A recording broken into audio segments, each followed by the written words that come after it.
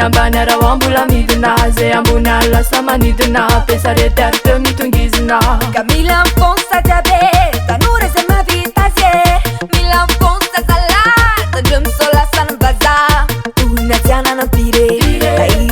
tahiry Antananarivo tsy arina tahiry nirina Antananarivo ankasy ho fa tsy am'vazaha Antananarivo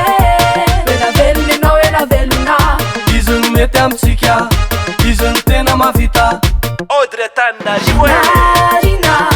ina ombeny tanàna ginafina io ampandroso tanàna ginarina kasy zato isanjato hoe ginarina numero de fitina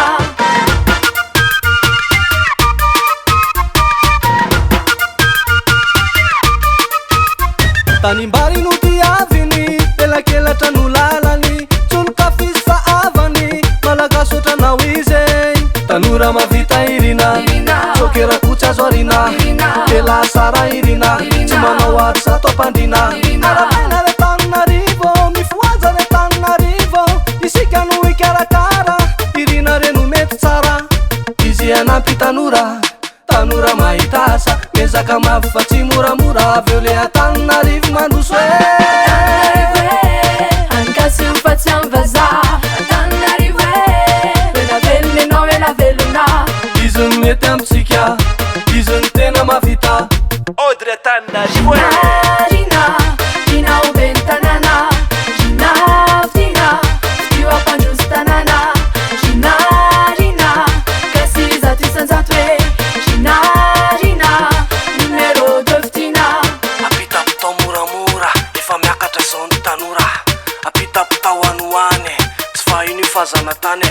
tahiry ny rina randriamasinoro anampy ny piasany zone France anampy ireo vehivavy sy ny be antitra lela mendrika anio satsa tahiry ny rina randriamasinoro ampireny tanànanay fenao efa tonga hitondra vaolana narina ny arivonay irena d'origine isika tanavy mampaty ilamina ty efa io irina Antananarivo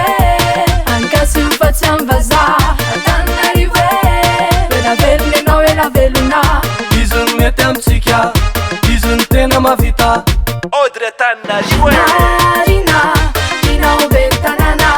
ginafina io ampandroso tanàna ginarina kasy zato isanjato hoe ginarina numero de fitina fidio Rina Randriamasinoro larana faharoa amin'ny listry ny tiky Madagasikara